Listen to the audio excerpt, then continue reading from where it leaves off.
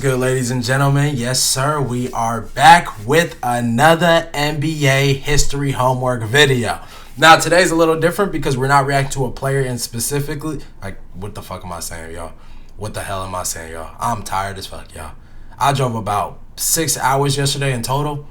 I'm gone. That's why I had no upload yesterday, y'all. I'm gone. But we got to see it through. We got to work. We got to do our homework. You know what I'm saying? But we're not gonna be watching nobody in particular. We're just gonna be doing like the history of the NBA. Cause a lot of y'all clown me, you know what I'm saying, for not knowing everything in the past and who did what and what. But today, that's why we have YouTube. That's why we have Google. You know what I'm saying? For folks like me who weren't born around that time, to go back and do our homework. So that's what we're doing. We got the entire history of the NBA. Shout out to Rebound. This video came out a year ago, so I know stuff is going to be up to date as for stuff like last year. Obviously not nothing from this year. But let's check it out, man. Like, I know I'm going to get told, like, the Larry Bird and MJ story, not Michael, but Magic. You know what I'm saying? I call it Magic MJ, y'all. I don't give a fuck, man. I know that's not his name, but I'm going to do it anyway. You know what I'm saying? I don't feel like saying Magic Johnson all the time. You feel me? But I know we're going to get that story. We're probably going to get told about the three-point line and all these type of things. So I'm interested, man. You know what I'm saying? This is homework that needs to be done. If you're new, make sure you like, comment, subscribe. Turn on post notifications to be notified whenever I post a new video. Let's get straight to this, man. My top 10 video will be coming soon, y'all. It will be coming soon. Let's check it out. This is what basketball looked like a century ago. And here's what it looks like now. Nah, I actually don't look like that anymore, unfortunately. It all started when a teacher named James Naismith wanted to make a fun game for his students. And boom, just like that, we got basketball. But so that nigga invented basketball? Hey, shout out to James. The game was complete garbage. I mean, they played with soccer balls and used wooden baskets as hoops. Yeah, it was literally basketball. And they couldn't even dribble. But the game quickly evolved. And by 1906, metal rims were introduced. They finally allowed dribbling, thank God. And the very first professional basketball league was formed, the NBL.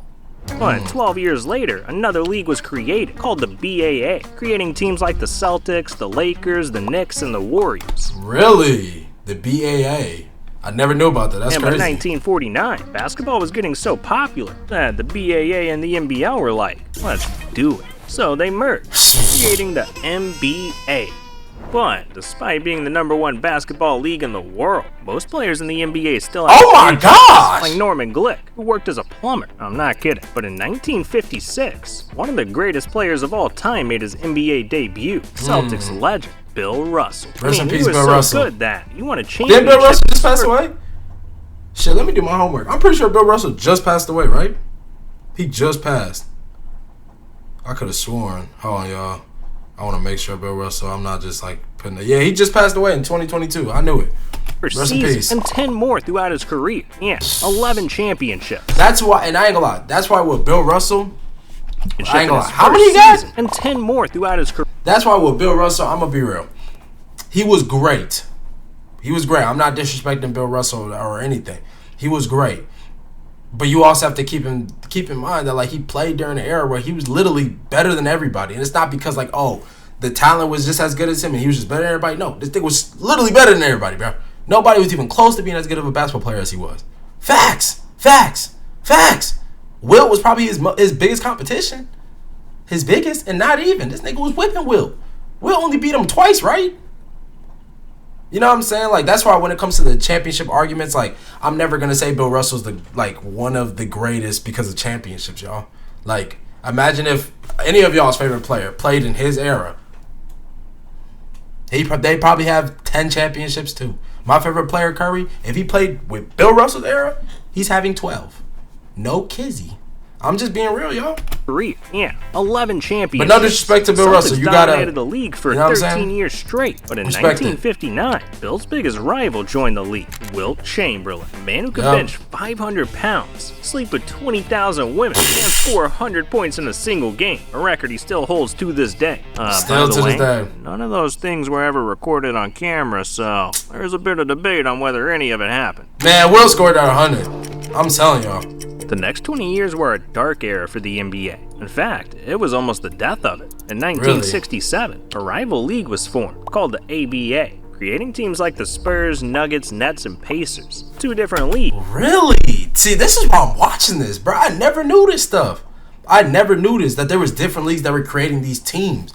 And then they, just like how we found out with the BAA, they came together with the NBL, came together, and then they, you know what I'm saying, became the NBA. Like, bro, I did not know all of this. It's actually informative. I ain't gonna lie. With over 200 players, completely splitting the basketball fan base. Not only that, but 70% of NBA players were addicted to drugs, which was a big no-no. And by 1978, the NBA was down so bad, even most of the finals weren't aired on TV. Nobody cared about the NBA. But right before officially going bankrupt, the league was saved by two unlikely stars.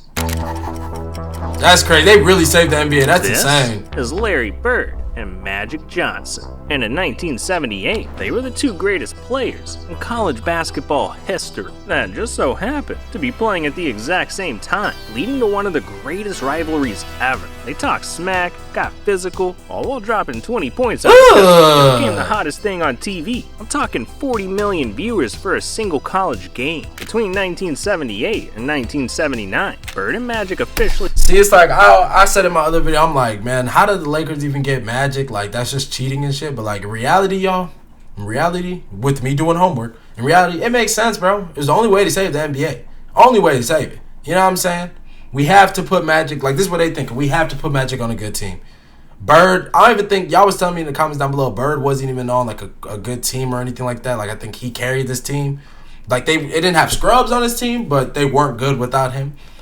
So you got to give Bird his credit. At the end of the day, man, he didn't get drafted to a team where they already, you know what I'm saying, were established. You feel me? That's the one thing I do hold over Magic. It's the only thing I hold over Magic, y'all, is that he got literally placed in a winning situation. You know what I'm saying?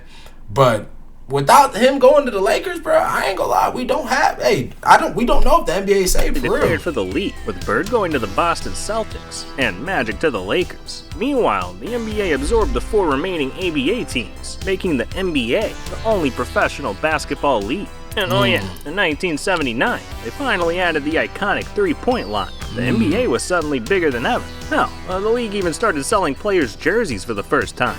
And it was all led by Bird and Magic. But despite all that, the NBA had no clue what was about to hit them, because there was a kid from North Carolina about to change not only basketball, but the world forever.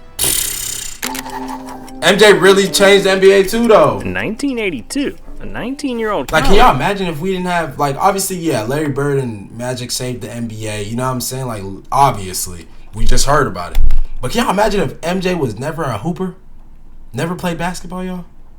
I don't know what the NBA is today. I'm gonna be real. If MJ never played, y'all, MJ is like the key to like a lot of things in the NBA if you really think about it, bro. If you really think about it. Just sit there and think about it.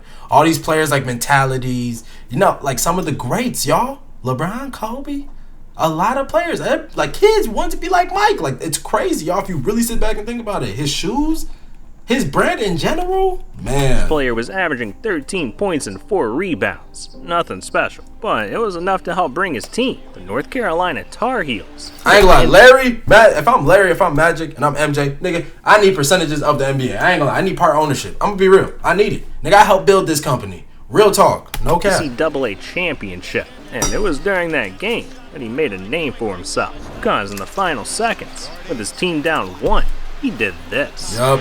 18. The midi. Jordan. It's over. North Carolina has won the 1982 NCAA championship. Michael Jordan was ready to take over the basketball world. And in 1984, when Jordan was drafted by the Chicago Bulls, he instantly became a star, winning Rookie of the Year, and looking like he'd be the face of the game for years to come. But at the start of his sophomore season, Jordan shattered his foot. Meanwhile, there was another player coming out of college, ready to how did he even shatter his foot, though? But at the start of his damn, was that like a non-contact injury? How the hell you shatter your foot? Jordan shattered his foot. Meanwhile, there was another player coming out of college, ready to take MJ's spot. This Rest in is peace. Len Bias. And the kid was so good, scouts were saying he'd for sure be better than MJ. He was bigger, stronger, and I ain't gonna lie, rest in peace, Len Bias, man. We would have never known. Imagine if he was better than MJ. Would have been a nasty sight. would have been a nasty and sight. a better rebounder. And in 1986, he was drafted by the Boston Celtics, a team that still had legends like where he would have played with Larry Bird. Oh my gosh, MJ dog. And you wasn't, bro, the thing, MJ, you weren't even being there. You wasn't even able to beat Larry Bird without Len Bias. Imagine if Len Bias was there. I'm not disrespecting MJ. I'm really not trying to at all. I said he's my GOAT. You know what I'm saying? But imagine if Len Bias actually was, you know what I'm saying, did not pass away, and he actually went to the Celtics. Dog, you would have never won a chip. You would have maybe got one, maybe two, but you would have never won, bro. Probably not. Who knows? Larry Bird, Bill Walton, and Danny Ainge. But just 2 days later, the NBA was hit with one of their worst tragedies. That shit was sad as hell. We did a video on it, y'all. Turn this morning, Len Bias, the Maryland University basketball star on his way to becoming a world champion Boston Celtic, died of an apparent heart attack today at Leland Memorial Hospital in Prince George's County. Damn. He died of heart failure because he used cocaine. The medical examiner said the cocaine in Bias's body was virtually pure, while most found in Maryland is 60% diluted. He said Bias inhaled the powder. Within seconds, it was absorbed into the blood and quickly interrupted the electrical activity in his brain, and that produced an irregular heartbeat. Len Bias tragically passed away, and with that, brought an end to the Celtics dynasty. But there was another dynasty right around the corner. Now that was crazy, man. I ain't gonna lie. Rest in peace, Len Bias. Now, a few months later, Michael Jordan returned from injury and literally became the most famous person in the world. He won 3 championships in a row with the Bulls, released the most iconic shoes of all time, the Jordan 2 iconic. 1s. And he was so famous, you could recognize an outline of him. Everyone wanted to be like Mike, and it brought worldwide attention. Crazy. By 1992, the NBA started playing games in countries like China, Germany, and Russia. And for the first time ever, you had legends like Bird, Magic, and Jordan all playing for the USA. You can't get too close to MJ. It's gonna be a foul. Hey man, that's iconic by Magic. I ain't even gonna lie. That shit was iconic. You can't get too close. It's gonna be a foul. Olympic team, forming the Dream Team, aka the greatest sports team ever assembled. At this point, basketball and the NBA was at its peak. It was so big, the league even added 2 teams to Canada, but it was all short-lived. Last night, we began the show with the disappearance of Michael Jordan's father. Tonight, the worst fears have come true. James Jordan was found dead, victim of an apparent murder. Jordan was devastated, and being unable to cope with the pain, he officially retired from the NBA in 1993. Man, I'm retiring too. This left a massive hole in the league, and the Houston Rockets tried to fill it, even winning back-to-back championships. But it just wasn't MJ. So only 2 years after retiring, MJ shocked the world with 2 of the most iconic words in NBA history. Can y'all imagine if this man didn't retire though? Like, I think I said this in my last video about MJ. Can y'all imagine if he didn't retire? We're talking him having 8 rings probably. Because if he was able to come back and win 3 more, and mind you, you're only getting older. Those 2 years that he missed, he would have won, bro. He would have won those years too. That shit is crazy to me. I ain't gonna lie. When I sit there and really think about that, I'm like, this dude probably could have won 8 straight finals. 8 straight. And it's still crazy. This is why I said he's the GOAT to me, bro. Every time he touched the finals, he won. And got finals MVP. Every single time. That's the GOAT if you ask me. But when Jordan returned, he would meet the Black Mamba for the first time. And that's only one of the 8 sections coming up after a word from our sponsor. Alright. So incited my injury law fight to give her a free to MJ. Because with the words, "I'm back," he made his return to the NBA, where he and the Bulls went on to dominate the league again, winning 3 more championships in a row, including one on Father's Day, where MJ dedicated the win to his dad. It was truly beautiful. But as Jordan's career came to an end, a new era of players were ready to take over. Yeah. Players like Kobe Bryant, Shaquille O'Neal, and Allen Iverson. They all brought something the league had never seen before. AI redefined how you could dribble and move with the ball. Kobe brought his Mamba mentality, while no one could contain Shaq's size. But the changes went beyond just the court. By the early 2000s, you saw more players with tattoos, they were wearing chains and jewelry. The league had gotten a complete makeover. Thanks to Iverson, though. Bronny, By the year or not Bronny, 2003, but Bron. Shaq and Kobe were dominating the league. They teamed up on the Lakers, and it won 3 championships in a row. It was a thing of beauty. That was, until their relationship fell apart. Kobe thought Shaq was being a lazy fat ass, and Shaq thought Kobe was mean. So the two ended up hating each other. But all eyes were on a much bigger story. See, there was a player in high school that was more famous than any NBA player. A player that was part Magic Johnson, part MJ, and part superhuman. I'm talking about LeBron James. The most exciting prospect basketball had ever seen. I mean, if the league accepted high schoolers, he would have been playing in the NBA at 16. He was that good. And in the 2003 draft, he was selected by his hometown team, the Cleveland Cavaliers. Don't y'all think it's a little weird that the Cavs had the first round pick too? Or the first pick in the first round?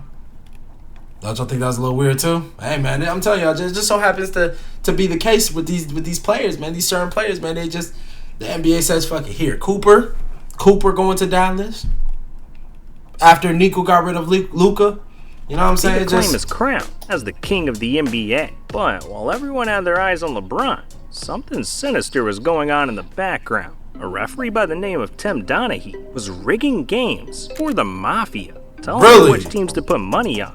And it wasn't just a single game, or even one series. He was rigging games for 4 years straight. Tim was literally changing the history of the NBA with each game he reffed. Is that nigga arrested? He gotta be in prison, right? Nigga, that's money. That's money. Real deal money. This nigga, he better be in prison. Eventually, the FBI got involved. A 2-year investigation was conducted, and Tim went to jail for 11 months. But the 2000s weren't all bad. He just went to jail for 11 months? Alright, bro. Alright. 2010s, this is my era. The league saw the beginning of the super team era and the Boston Celtics, made up of 3 NBA legends, Ray Allen, Kevin Garnett, and Paul Pierce. And I know there were other super teams over the years, the 82 Sixers, the 96 Bulls, hell, even the 2003 Lakers. But for the first time in NBA history, teams were intentionally trading for 3 superstars to try and win it all. And in 2010, the Miami Heat pulled off the greatest super team the NBA had ever seen. Chris Bosh, Dwayne Wade, and LeBron. I mean, they were so good. Chris Bosh, because I think the greatest super, we all would probably agree, the greatest super team of all time is the Warriors with KD, Clay, Steph, and Draymond, and Iggy, honestly. You know what I'm saying? Like, that's the greatest super team of all time. Let's just be real, yo. Let's just be real. No team is beating that team. No team in the history of NBA is beating that team. You know what I'm saying? But the Heat probably close. The Heat are close. They made it all the way to the finals in their first year. But them boys lost to Dallas. By 2011, the league had hit one of its lowest points, going into a complete lockout. Basically, team owners wanted to pay their players less. Players said hell no, and the NBA shut down. So, with nothing to do all day, stars like LeBron and KD went and dominated in local gyms. Some players like J.R. Smith went overseas to play, while others were forced to literally find a normal job. No one knew if this was the end of the NBA. But finally, after 161 days, everyone came to a new agreement. And this marked the beginning of the absolutely ridiculous NBA contracts we see today. I mean, guys like Timothy Mozgov, who averaged 6 points a game, signed a $65 million contract. Mozgov? Stars like Kevin Durant were signing contracts for over $160 million. To put that into perspective, the most Bill Russell got paid at the height of his career was $100 grand per year. But I mean, we gotta be real. Like, nobody was getting $100 million in the 70s and like nobody was doing that. You feel me? So you got to think about it like that. It's only $975,000 in today's money. That is crazy though. With the NBA finally back, LeBron lived it up in Miami, going to 4 straight finals, winning 2 of them. Basketball was witnessing a new GOAT emerge, and the NBA was in the midst of its LeBron era. By 2014, LeBron returned to Cleveland, ready to win his hometown a ring, thinking it was going to be an endless flow of championships. But there was a team in the Bay Area with a player named Steph Curry. That's the NBA. Yeah, I thought that was a GOAT. I am tripping.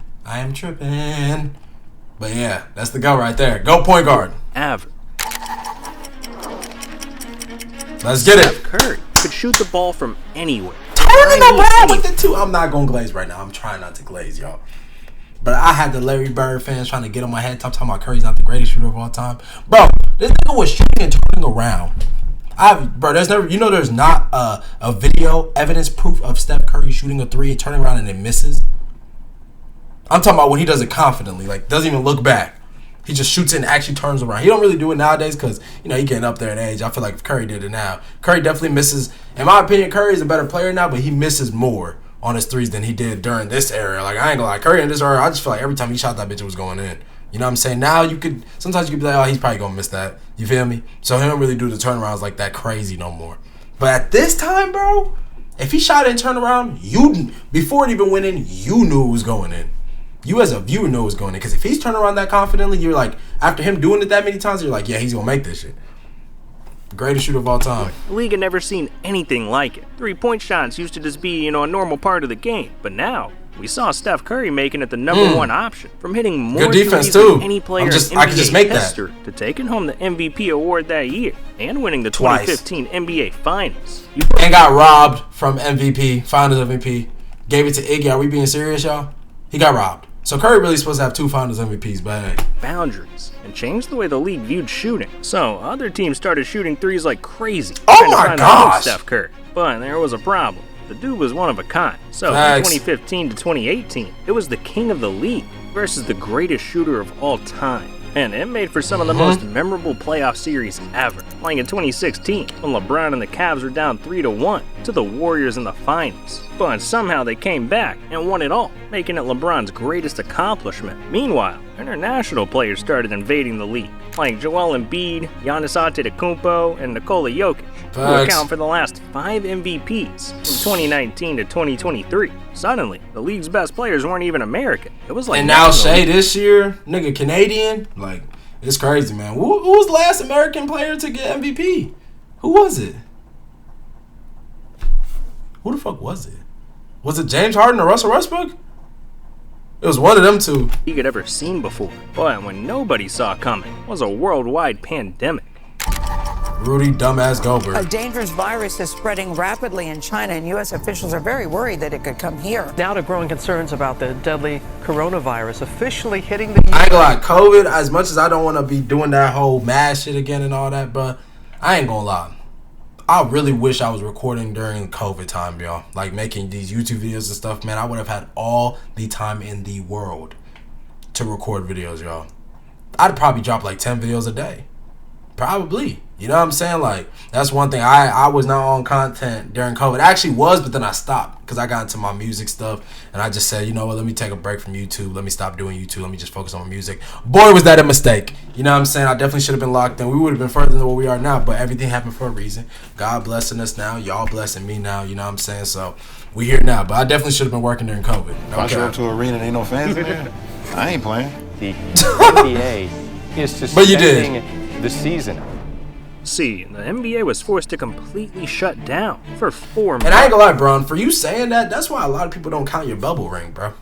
Like, low-key, you just made it seem like if there ain't no fans in the NBA stands, nigga, I ain't playing. It's not a real game to me. That's pretty much what I got from you just even saying that. Just from you even saying that. So that's I don't consider your bubble ring not real, but that's why I feel like a lot of people don't. You know what I'm saying? It just wasn't the real feeling of the NBA. Which I don't really understand. At the end of the day, you play the game. You had to get the championship. It is what it is. You feel me? But, nigga, you just said, you made it seem like... Luckily, though, the league was trying to cook up a plan to bring basketball back. And what they came up with seemed insane at first. Because the NBA invited teams to Disney World, where they would come and play out the rest of the season while being stuck inside a bubble for 3 months. They couldn't leave, they couldn't bring anyone in, they couldn't even order food from outside restaurants. Crazy. It was rough. But LeBron got his 4th ring out of it, and nobody got sick. By 2021, COVID was still around, but the fans were back. And we got to see one of the weirdest seasons ever. The Nets lost in the playoffs because KD's foot was too big. LeBron got eliminated in the first round for the first time in his career. And the Bucks won their first championship since 1971. In the 2022-23 season, we got to see a legendary Celtics vs. Warriors finals, where Steph took home his 4th ring. But I think it's more important to talk about where we are today. GOAT. We in 2025, y'all. I feel like there's a problem. that no one seems to be mentioning. The NBA's most popular players are getting really old, and I think we're about to witness the end of an era. I mean, the typical retirement age for an NBA player is 35. Meanwhile, Jimmy Butler, James Harden, D. Rose, and Westbrook are all 34. Steph and KD are 35. CP3 is 30. Damn, this video high-key old as shit, because Steph is 37. And this says this video was a year ago, but yeah, man. We definitely are approaching the end of an era. I think Curry's going to retire at 40. Wait, he's 37. He turns 38 this year or next year. Curry's going to retire like 40 or... Yeah, he's going to retire at 40. LeBron probably only got a year. The next year. Next season, LeBron is retiring. Not this coming season, but next LeBron is retiring. KD going to go to like 42. Not 42, but like he's going to be at 40 as well with Curry. Chris Paul, this is last season. Like, yeah, man. King of the NBA, LeBron James, is 38 years old too, which makes him the oldest player in the entire NBA. I mean, are you guys seeing what I'm seeing? These dudes are about to retire, and the league is about to look a whole lot different very soon. Cause with not ready for it, man. At the moment, the league has plans to expand to 32 teams, and with how much the league's changed already, who knows what we could see in 20 more years. Like, there's already talks about a 4-point line, airless basketballs. See, y'all adding 4-point lines and shit. Like, y'all just want to get Curry. Y'all want Curry's record to be broken, man. Because why are we adding a 4-point line, bro? Like, what we doing, bro? And Toyota's developing a robot that might even play in the league. This really is. Nigga, you know damn well they ain't playing in no league. Getting to something new. Hey, man, shout out to Rebound. This video was definitely informative. Y'all saw how many times I was like, bro, what? When? You know what I'm saying? Like, this definitely informed me on a lot. Hey, man, ain't nothing hitting like that Len Bias. If Len Bias didn't pass away, Jordan, man, I ain't gonna lie to you, gang. I ain't gonna lie to you. But like I said, MJ, Magic, and Larry low-key need part ownership of the NBA. They just do. They just do. Them motherfuckers built that shit. We being real, y'all. It's crazy.